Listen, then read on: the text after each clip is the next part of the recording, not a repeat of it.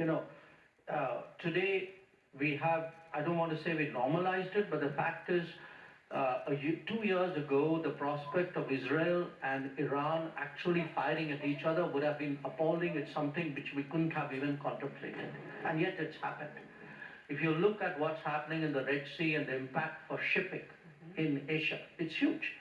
So I think, there are different sort of challenges, layers of that. I think there is a greater case for more vigorous diplomacy, for more innovative diplomacy, for a more participative diplomacy, and I think more countries need to have the boldness to bite that bullet. I want to ask you, Foreign Minister, one last question on this topic. Veteran Norwegian diplomat, as you know, Tor Wennesland, is stepping down as the UN Middle East envoy.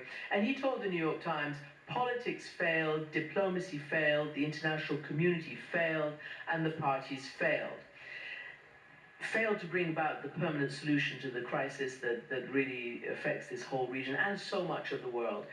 And I just want to ask you, because again, the incoming Trump administration appointees, let's say Mike Huckabee, who's being appointed as the ambassador, has said this week that of course it's possible that the US would back the Israeli government were it to try to annex the occupied West Bank. I'm sure all of you have ideas about that, but where do you think that would lead? And do you think that's really something that the US would accept? Does Europe agree? Do you have any power to disagree? First, I think we should relate to the Trump administration for real when it's actually in office and when they are actually presenting real policies from the position of power. So no.